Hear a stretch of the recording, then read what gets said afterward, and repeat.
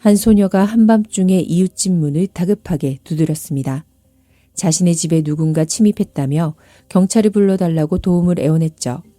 하지만 현장에 도착한 경찰이 확인한 것은 이미 참혹하게 목숨을 잃은 그녀의 부모님과 남동생이었습니다. 가족 중 유일한 생존자였던 이 소녀는 자연스럽게 사건의 유력한 용의자가 되었습니다. 하지만 마침내 진실이 밝혀졌을 때 모든 사람들은 큰 충격에 빠지고 말았습니다. 미지의 미스터리 수첩 지금 시작합니다. 펜실베니아주에 위치한 랭커스터는 평화롭고 고즈넉한 농촌 마을입니다. 이곳은 현대기술을 멀리하고 흙을 일구며 전통적인 삶의 방식을 고수하는 아미쉬 사람들이 모여 사는 곳으로 유명하죠. 자동차 대신 마차가 여유롭게 거리를 거니는 풍경을 보고 있으면 마치 시간을 거슬러 과거로 온 듯한 편안하고 따뜻한 분위기를 느낄 수 있습니다. 이 평화로운 마을에 사는 51세의 톰 헤인즈는 세일즈맨이었고 그의 아내 47세의 리사는 유치원 교사였습니다. 부부에게는 16살 아들 케빈과 20살 딸 맥이라는 두 자녀가 있었죠. 헤인즈 일가 네 식구는 무척 화목하고 선량한 가족이었습니다. 더 이상 농작물 재배로 생계를 유지할 필요가 없음에도 주말마다 집 마당에서 함께 텃밭을 가꾸곤 했습니다. 딸 맥이는 루이스버그에 위치한 버크넬 대학교에서 생물학을 전공하고 있었습니다. 평소에는 기숙사에서 지내며 휴일이나 명절에만 집에 왔죠. 아들 케빈은 지역 고등학교 2학년에 재학 중이었습니다. 두 아이 모두 성격이 내성적인 편이었고 책 읽는 것을 공통의 취미로 가지고 있었습니다. 2007년 5월은 헤인즈 부부가 결혼 22주년을 맞이하는 달이었습니다. 5월 11일, 맥이는 가족들과 함께 기념일을 축하하기 위해 학교에서 집으로 돌아왔죠. 이때까지만 해도 이 행복한 네 식구에게 엄청난 비극이 닥칠 것이라고는 아무도 상상하지 못했습니다. 5월 12일 토요일 새벽 2시경, 맥이는 이웃에 사는 케이트 볼루슨의 집 문을 다급히 두드렸습니다. 문을 연 케이트는 잠옷 차림에 맨발로 서 있는 극도로 긴장한 표정의 맥이를 발견했습니다. 맥이는 집에 침입자가 들어왔다며 경찰에 신고해달라고 부탁했죠. 케이트는 자세한 상황을 캐묻지 않고 곧바로 신고 전화를 걸었습니다. 몇 분 후 경찰이 현장에 도착했습니다. 맥이는 2명의 경찰관에게 자신이 자던 중 무언가에 깜짝 놀라 깼다고 말했습니다. 동생 케빈의 목소리로 추정되는 남자의 비명소리를 들었다는 것입니다. 그래서 자신의 방을 나와 부모님의 안방으로 향했죠. 그곳에서 아빠 톰은 침대에 미동도 없이 누워 있었고 엄마 리사는 배를 움켜쥔 채 침대에 앉아 있는 것을 보았습니다. 맥이가 무슨 일인지 묻자 리사는 천천히 고개를 들더니 낮은 목소리로 빨리 이곳을 빠져나가 도움을 청해 라고 말했습니다. 맥이는 당시 집에 침입자가 있다고 판단해 이웃집으로 구조를 요청하러 간 것이었습니다. 맥이의 설명을 들은 두 경찰관은 그녀를 케이트의 집에 머물게 한 뒤 현장을 확인하기 위해 맥이의 집으로 진입했습니다. 집 안으로 천천히 걸어 들어가며 안에 누구 있습니까? 라고 크게 외쳤지만 아무런 대답도 돌아오지 않았죠. 1층에서는 별다른 이상을 발견하지 못했습니다. 하지만 계단을 오르기 시작하자 핏자국이 묻은 여러 개의 발자국이 눈에 띄었습니다. 두 경찰관은 직감적으로 끔찍한 일이 벌어졌음을 깨달았죠. 2층에 올라서자 복도와 벽면 사방에 혈흔이 튀어 있었습니다. 맥이의 동생 케빈은 바닥에 천정을 보고 누운 채 이미 숨을 거둔 상태였죠. 그의 몸과 목에는 예리한 도구에 찔린 여러 상처가 남아 있었습니다. 두 경찰관은 침실을 살피며 즉시 지원을 요청했습니다. 안방에 들어섰을 때 부모님의 상태 역시 케빈과 크게 다르지 않았죠. 톰은 침대에 똑바로 누워 있었고 리사는 바닥에 몸을 웅크린 채 쓰러져 있었습니다. 두 사람 모두 이미 사망한 뒤였죠. 그 시각 케이트의 집에 있던 맥이는 수많은 경찰차가 속속 도착하고 거리가 붉고 푸른 경광등으로 번쩍이는 것을 보았습니다. 그녀는 분명 집에 무슨 일이 생겼음을 직감했죠. 잠시 후 경찰관이 부모님과 동생의 사망 소식을 맥이에게 전했습니다. 이 소식을 들은 맥이는 양손으로 얼굴을 감싸준 채 어찌할 바를 몰랐죠. 경찰은 근처에 사는 고모 부부의 집으로 맥이를 임시 거처하도록 보냈습니다. 베테랑 경찰관인 앨런 리드와 존 위트라프가 이 사건의 수사를 맡았습니다.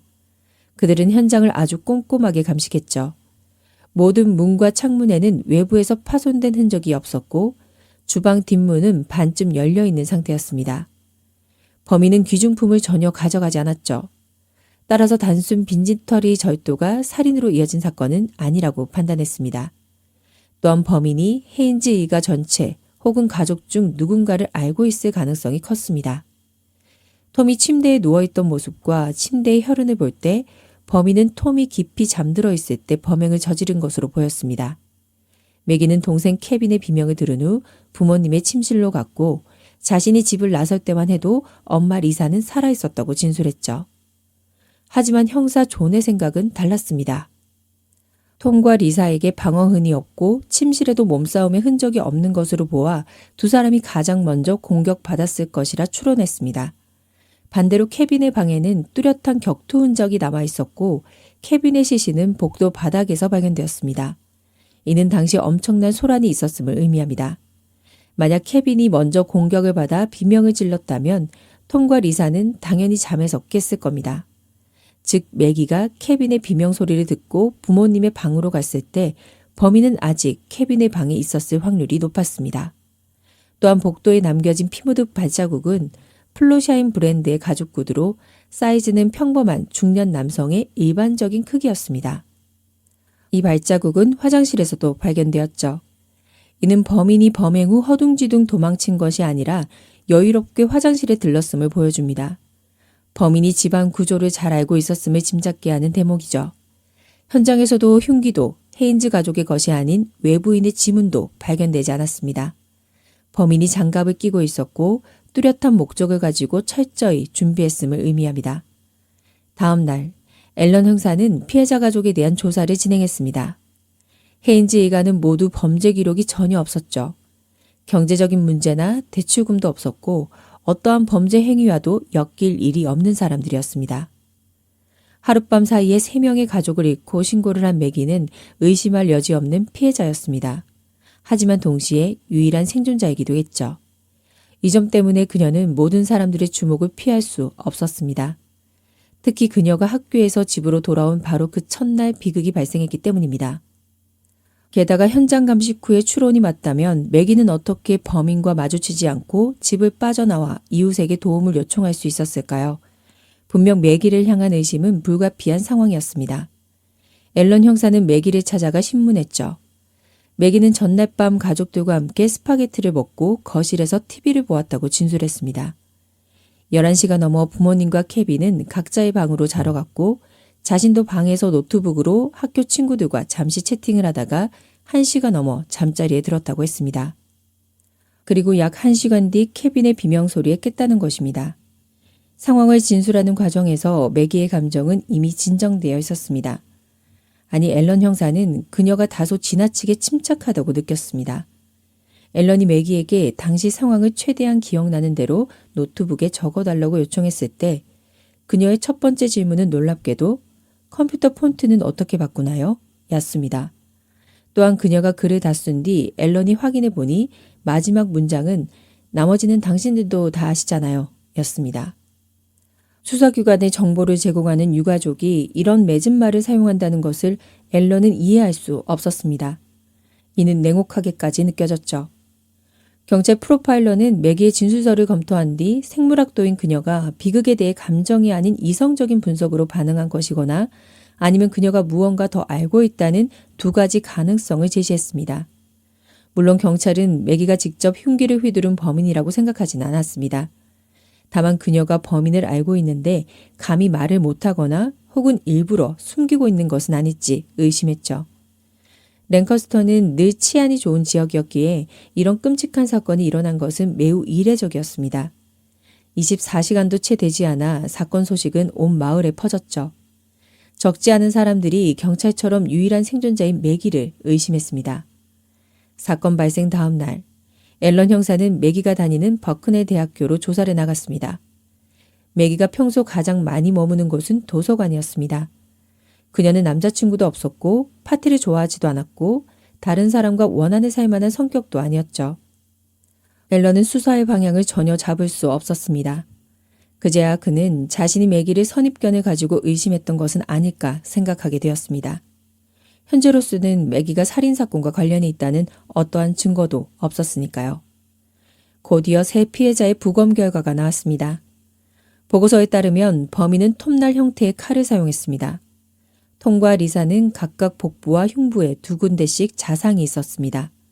하지만 케빈의 상태는 그들과 달랐습니다. 케빈은 복부, 흉부 등의 총 30여 곳에 자상을 입었고 목에도 베인 상처가 하나 있었습니다. 이는 케빈이 깨어있는 상태에서 반격하려 했기 때문일 수도 있고 혹은 애초에 범인의 주된 목표가 케빈이었을 가능성을 보여주었습니다. 그러나 케빈 역시 매기처럼 그저 책 읽기를 좋아하는 착한 학생이었습니다. 누구와도 잘 지냈던 아이에게 도대체 누가 이런 잔혹한 짓을 저질렀을까요? 앨런 형사는 케빈의 동급생이자 절친한 친구인 에릭 크라이더를 찾아가 짐작 가는 일이 없는지 물었습니다. 에릭은 케빈뿐만 아니라 헤인즈 가족 모두가 좋은 분들이었어요. 그런 가족에게 왜 이런 불행이 닥친 건지 이해할 수 없어요. 라고 답했습니다. 앨런은 에릭 역시 매기처럼 진술 과정에서 무척 침착했다는 점을 눈여겨보았지만 이번에는 그의 행동에 큰 의미를 부여하지 않았습니다. 앨런은 케빈의 다른 동급생들도 조사했지만 케빈에 대해 부정적으로 평가하는 사람은 아무도 없었습니다. 대부분 그를 조용한 책벌레 정도로 여겼죠. 잠재적인 위협을 찾기 위해 톰과 리사의 사회적 관계도 조사했지만 모두가 헤인즈 부부를 완벽한 가정의 표본이자 좋은 사람들이라고 입을 모았습니다. 수사를 거듭해도 용의자를 찾을 수 없자 앨런 형사는 최악의 경우를 고려해야 했습니다. 바로 무차별적인 묻지마 범죄의 가능성이었습니다. 범인에게 특별한 목적이 없었고 그저 주방문이 열려있는 것을 발견했을 가능성, 어쩌면 범인이 연쇄 살인범일 수도 있었습니다. 만약 그렇다면 범인은 이미 랭커스터를 벗어났을 테고 조사는 더욱 힘들어질 것이었습니다. 경찰은 유사한 사건이 있는지 확인하기 위해 국가 범죄 데이터베이스를 조사하기 시작했습니다. 연쇄 살인범들은 보통 비슷한 수법의 범행을 저지르기 때문입니다. 랭커스터 경찰은 사건의 모든 정보를 데이터베이스에 업로드하고 각 주의 경찰관들과 정보를 교환했습니다. 며칠 후 이 노력은 성과를 거두었습니다. 노스캐롤라이나 주에서 연락이 온 것입니다.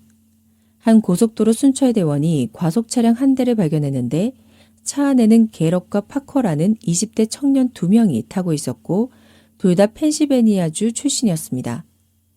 대원은 게럿의 왼손에 상처가 있는 것을 보았고 두 사람이 지나치게 흥분되어 있는 것을 수상하게 여겼습니다. 대원은 두 사람을 하차시킨 뒤 차량을 수색했습니다. 수색 과정에서 작은 칼 한 자루와 소량의 약물이 발견되었고 게럿과 파커는 경찰서로 연행되었습니다. 범죄 기록은 없었지만 데이터베이스에서 하루 전 랭커스터 경찰이 올린 3중 살인사건 정보를 확인한 담당 경찰은 두 사람이 사건과 관련이 있을 수 있다고 의심해 랭커스터에 연락을 취한 것입니다. 이 소식을 들은 앨런 형사는 흥분했습니다. 그는 즉각 노스캐롤라이나로 달려가 게럿과 파커를 신문했습니다. 앨런은 가장 먼저 그들이 신은 신발이 사건 현장의 발자국과 일치하는지 확인하고 싶었습니다. 하지만 두 사람의 신발 밑창을 대조해 본 결과 발자국 무늬도 다르고 사이즈도 맞지 않았죠. 게다가 추가 신문 과정에서 두 사람은 사건 발생 당시 이미 펜실베니아주를 떠났다는 사실이 확인되었습니다.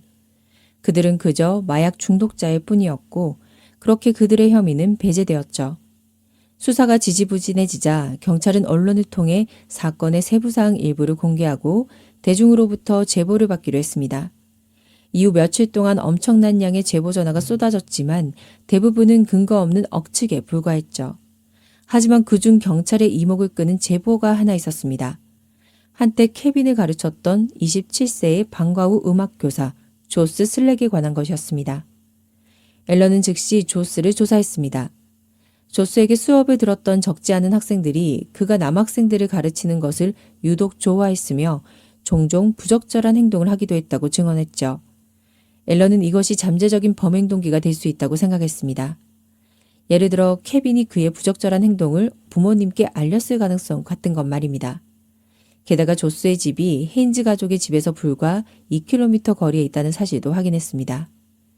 조스는 신문 과정에서 매우 불쾌한 기색을 보였지만 앨런의 질문에는 모두 답했습니다.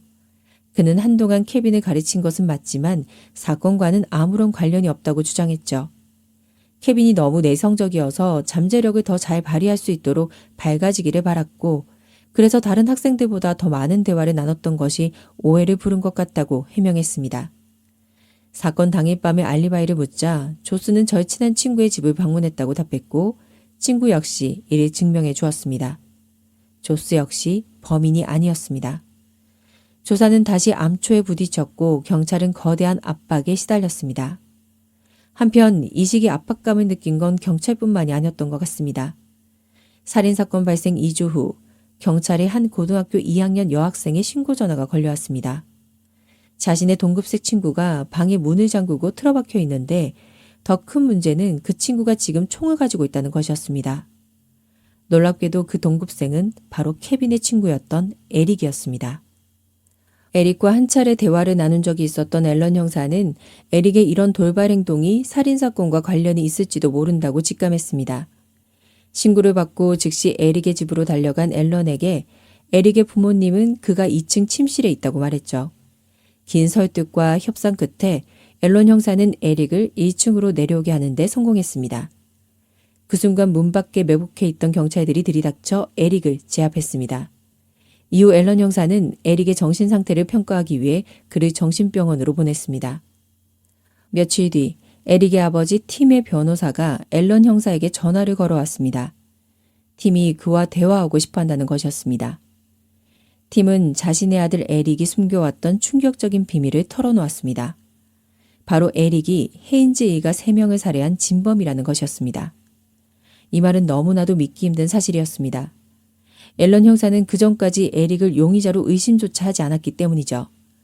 하지만 에릭이 상세하게 묘사한 범행 디테일을 전해 듣고 나서야 앨런은 그가 진짜 범인임을 확신했습니다. 아버지 팀은 앨런 형사에게 자신이 아는 모든 것을 솔직하게 이야기했습니다. 그는 오랫동안 에릭이 분노 조절 문제가 있다는 것을 알고 있었고 부부가 함께 이 문제를 주시해왔다고 했습니다. 그들은 에릭이 치료를 받게 했고 치료가 효과가 있다고 믿었습니다. 하지만 그 분노가 이토록 끔찍한 폭력으로 돌변할 것이라고는 꿈에도 상상하지 못했다고 합니다. 책임감 있는 아버지였던 팀은 모든 사실을 경찰에 제공했습니다. 사건 당일 밤 검은색 옷을 입고 톱날 칼을 든 에릭은 걸어서 케빈의 집으로 향했습니다. 그는 주방 뒷문이 평소 잠겨져 있지 않다는 사실을 알고 있었기에 아주 쉽게 집 안으로 들어갈 수 있었죠. 2층 안방으로 간 그는 톰과 리사가 깊이 잠든 것을 보고 손쉽게 두 사람을 찔렀습니다. 이어서 케빈의 방으로 향했는데 이때 케빈은 무언가 소리를 듣고 이미 깨어 있었습니다. 케빈은 약 2분 동안 필사적으로 반항하며 몸싸움을 벌였죠. 케빈이 계단 쪽으로 기어가자 에릭은 끝까지 쫓아가 케빈에게 치명적인 일격을 가했습니다. 그리고 다시 안방으로 돌아온 에릭은 리사가 아직 살아있는 것을 보고 주저없이 확인 사살을 했습니다. 마지막으로 화장실에 들러 범행 도구를 씻어낸 뒤 케빈의 집을 빠져나왔습니다. 에릭은 매기가 집에 돌아와 있다는 사실을 전혀 몰랐죠. 이것이 매기가 유일하게 목숨을 건질 수 있었던 이유였습니다. 범인의 아버지를 통해 전해 듣는 이 끔찍한 진술은 범인이 직접 자백하는 것보다 훨씬 더 마음을 아프게 했습니다. 이 모든 상황을 파악한 앨런 형사와 크레이그 지방검사는 에릭을 직접 신문했습니다. 에릭의 진술은 아버지 팀이 말한 내용과 완벽하게 일치했죠. 하지만 범행 동기에 대해서 에릭은 명확한 대답을 피하며 그저 행복한 사람들을 경멸했다라고만 말했습니다. 앨런 형사는 수색 영장을 발부받아 에릭의 집을 수색했고 몇 가지 중요한 증거물들을 확보했습니다. 먼저 범행 당시 에릭이 신었던 플로시아임 가죽 구두를 찾아냈습니다. 이 구두는 무늬와 사이즈 모두 현장의 발자국과 완전히 똑같았고 밑창에 묻은 피는 케빈의 것으로 확인되었습니다. 또한 창고에서는 범행에 사용된 사냥용 칼도 발견되었죠. 이는 수년 전 새어머니가 그에게 선물했던 것으로 칼집에는 소량의 케빈의 혈흔이 남아있었고 칼끝이 망가진 상태를 통해 에릭이 얼마나 잔혹하게 범행을 저질렀는지 알 수 있었습니다. 이때 경찰은 수색 과정에서 기이한 메시지가 적힌 수첩 하나도 발견됐습니다. 알렉산더, 2007년 5월 12일 3시 30분 출생, 사건 발생 후 약 1시간 뒤에 쓰인 것으로 추정되는 이 문장은 보는 이들을 소름 돋게 만들었습니다. 에릭은 평소 자신을 알렉산더라는 이름으로 부른 적이 없었기 때문입니다. 이는 마치 그가 살육이라는 범죄를 저지른 후 새롭게 다시 태어났음을 의미하는 듯 했습니다. 크레이그 검사는 에릭이 범행 동기를 제대로 말하지 못하는 것은 아마 자기 자신조차도 그 이유를 모르기 때문일 것이라고 생각했습니다. 그의 행동은 단지 내면 깊은 곳에 어떤 충동에 이끌린 결과일 뿐이었습니다. 에릭은 이제 막 살인을 시작한 연쇄살인범의 기질을 가지고 있었을 확률이 매우 높았죠. 이런 점에서 본다면 그가 일찍 잡힌 것은 불행 중 다행이었습니다. 2008년 6월 17일 에릭 크라이더는 톰, 리사, 케빈을 살해한 혐의로 가석방 없는 3회의 종신형을 선고받고 연속 집행이 확정되었습니다. 에릭이 법의 심판을 받으면서 작은 마을 주민들은 마침내 공포에서 벗어날 수 있었습니다. 에릭은 코리 주립교도소에 수감되었고 아버지 팀은 매달 그를 면회하러 갔습니다. 팀은 이 비극적인 사건에 대해 성의 거부라는 제목의 책을 썼습니다. 그는 책에 이렇게 적었죠. 단순히 아들을 다그칠 게 아니라 더 효과적인 조치를 취했어야 했다. 사건이 일어났을 때 아들의 가족과 피해자 그리고 피해자의 유가족들에게는 이미 너무 늦은 후였다. 하지만 다른 사람들에게는 이 사건이 하나의 강력한 경고가 되기를 바란다. 팀은 한 인터뷰에서 에릭처럼 감옥에서 영원히 벗어날 수 없는 사람들을 위한 정신과 치료 같은 자원을 얻기란 현실적으로 너무나 어렵다며 안타까움을 표하기도 했습니다. 그리고 2017년 1월 20일 에릭은 26세의 나이로 교도소 독방에서 스스로 생을 마감했습니다. 오늘 이야기는 여기까지입니다. 구독과 댓글, 좋아요는 영상을 만드는 데 큰 원동력이 됩니다. 다음 시간에 뵐게요.